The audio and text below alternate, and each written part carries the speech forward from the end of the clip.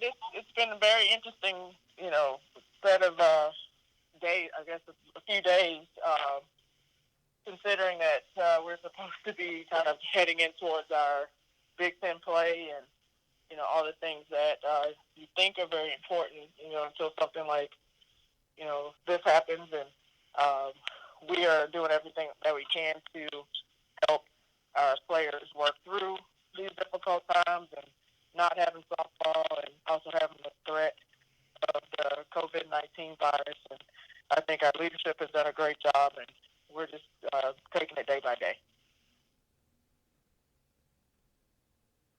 All right, we'll open it up for questions. Again, please say your name and outlet before asking questions. Hey, Tyra, this is Jeremy Warner from 24/7 Sports. I'm just wondering the process of you hearing this news and how you relate it to your players and just how they've reacted. Well, as you can imagine, it's very strange. It actually the process started for us on Wednesday when we were heading out to play Missouri at a neutral site. And we got word that morning that we could play the game, but we couldn't have fans, and it was going back and forth. So that was kind of our first big stretch, where we had to make decisions and, kind of come into the idea of the new normal of doing things differently. And we were able to play the game. We were able to have fans. So that was our last game, and we didn't even, know it. So it's pretty surreal kind of thinking back on that. And once we got back to town the next day, we had to make the announcement. So, and a lot of, with social media these days, many of our team already kind of knew what was going on. Things were kind of starting to pop out that the campus was closing. We chose to have a team meeting. We were able to kind of, get a chance to see everyone. Most of my assistants have dogs, so we actually brought their dogs to kind of have some sort of support there. But it was, very, very difficult to tell them that their seasons are over. What was that last game like? Not that you knew it was your last game, but I think you might have been the last sporting event for Illinois of the year. Now that you look back on that, what's that like? Oh, wow, I never thought of it that way. We ended with a win, which was cool. We were able to defeat a very strong Missouri team, and we've been playing that game since I've been here, and I think even before I was here, Coach Terry Sullivan and her staff scheduled that border battle game.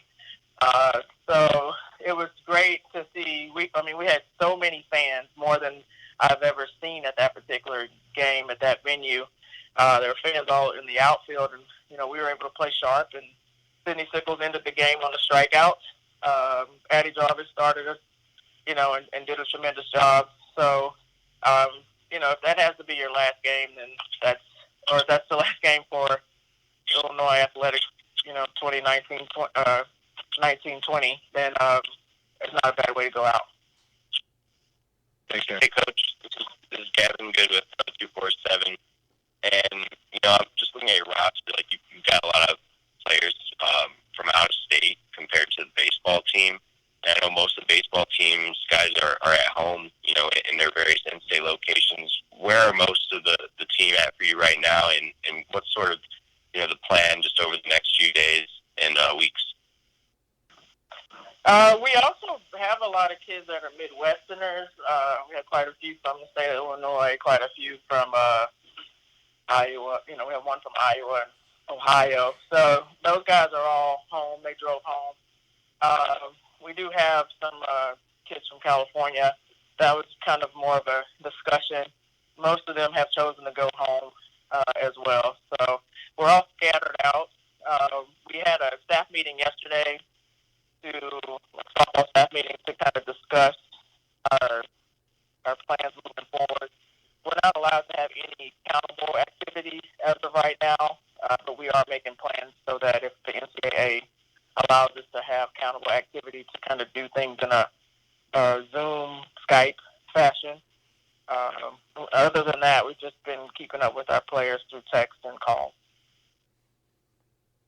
Tyra, Nico Hefflinger with Fox, Illinois. Dan Hartlib said yesterday that he's kind of hoping that his guys treat this as a redshirt year with the extra year of eligibility that is set to be granted from the NCAA. With such a young team for you, is that something that you're trying to look at, maybe as a positive, that you've only got 2 seniors and pretty much this entire roster will get that extra year to kind of improve?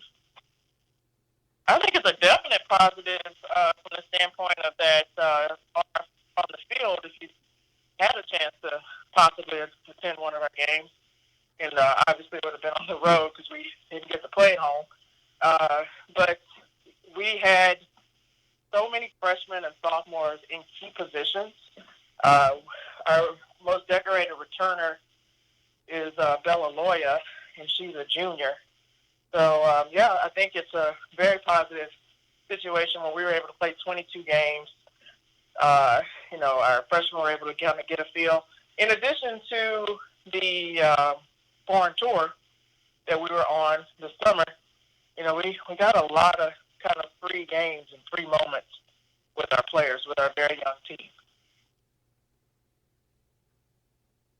Coach, have you had any discussions with anyone yet, kind of in relation to that extra year of eligibility, maybe the 2 seniors in particular? Only in theory. The last time I spoke to them, it was, not official, still kind of, I don't think 100% official as far as the parameters and things of that nature. So it's mostly conceptual right now. Just, hey, if this were to happen, what are your thoughts? And with those guys, with those 2, everything is, again, I don't think it's hit them yet. So they're still trying to sort through that and figure those things out. Coach, you guys were set to host the Big Ten tournament this season. Just, having that be canceled, how big of a loss is that for the program? I know it was something you guys were really excited about. It's a big loss. Katie Taylor, our event management person, she has done an excellent job just keeping us in the loop and getting everything prepared for us. So I'm sure it was kind of interesting for her to know that this is over, but it's a blow. We were super excited about it, and hopefully we can figure something out to where we don't get skipped, but just delayed. Hi, Coach. I'm Clara Bryan from the Daily Illini. I was just wondering, how is the team staying prepared in case the season resumes? Because I know the Big Ten is planning to take a second look at all of this on April 6th. We've had detailed talks, especially with our leaders, our captains, about, this is an opportunity to make a move. We're a program kind of on the edge of, having a name and a national prominence. So, this is a chance to, work really hard in the classroom, work really hard, physically to get, physically strong as possible, mentally strong. So we've kind of had that discussion, how many situations, if ever, have you had where everyone's kind of in the same boat? And there's going to be teams that respond in all, kinds of ways. And our response, we're choosing to use this as a time to gain a lead and to move ahead.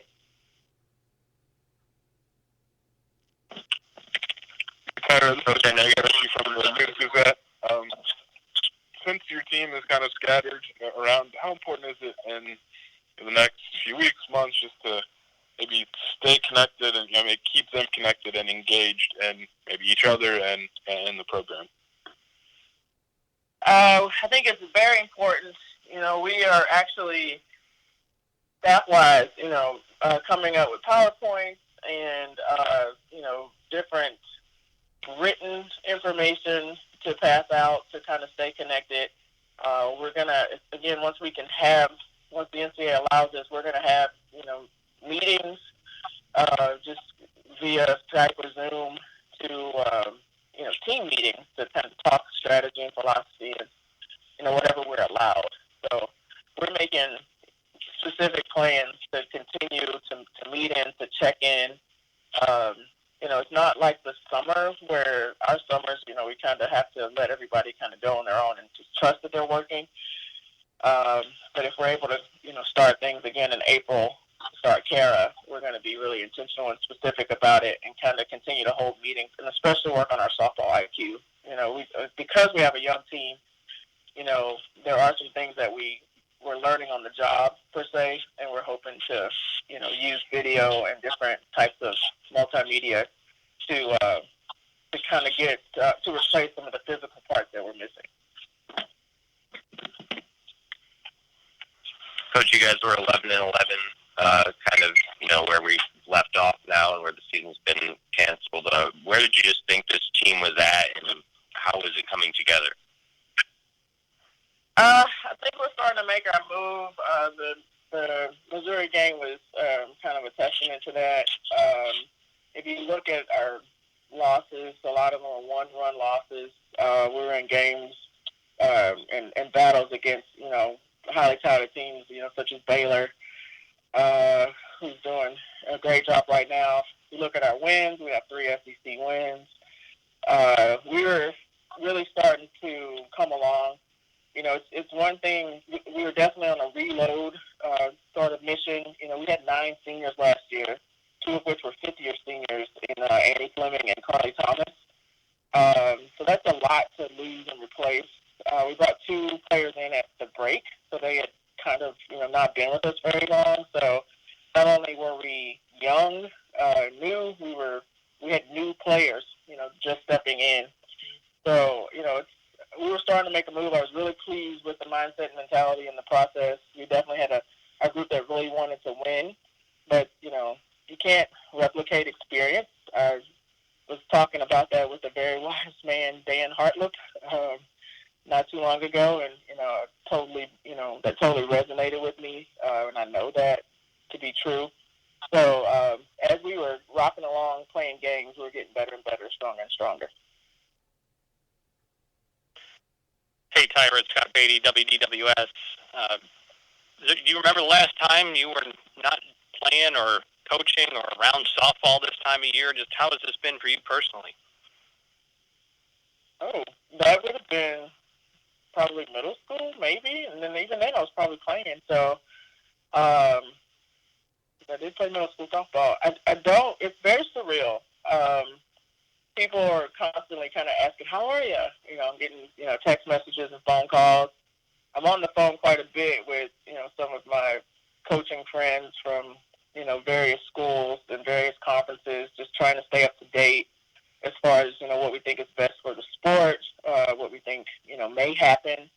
A lot of this is fluid conversation because we just don't know enough about the virus right now and the effects of the virus and how long this is going to last. But I absolutely think our administration and our university is making the right steps and doing the right things to keep us safe. But the softball effect is, and the loss of it, it does feel like a loss. Yes, it's good to have a break, but, I'd rather play and get the break in the summer. Coach, you talked about the youth of this roster you have right now. How challenging is it to be a young player like this? You just kind of get your rhythm, you figure out, kind of what the grind is, and then all of a sudden it's all gone and you're on your own. This is unprecedented, so I guess we'll see. I guess I could liken it, to, maybe a kid that, is playing and then gets hurt and gets, red shirts or something like that, and has to come back. And people do that all the time. So I really, again, feel like it's going to depend on our mindset because every team is dealing with this particular issue, every spring sport, especially. And, if I'm being 100% honest, my heart hurts for our basketball team, our men's basketball team.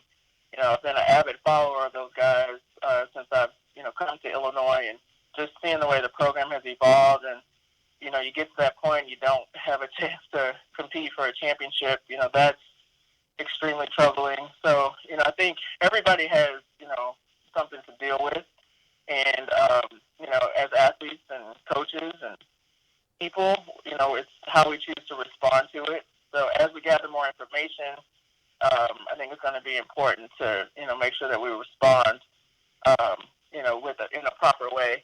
I also think this could produce a generation of athletes that really, have that sense of loss, and then when they get back to it, they'll have a sense of gratefulness, for maybe something that they were possibly taken for granted. That's kind of the thoughts that we're having. Our assistant coach Trout Laura Trout brought that out to us as we were meeting yesterday, and I think she's exactly right. This will be a chance for our athletes to really show some appreciation and have the right mindset, and I think that could help with the talent wise, maximize their talent.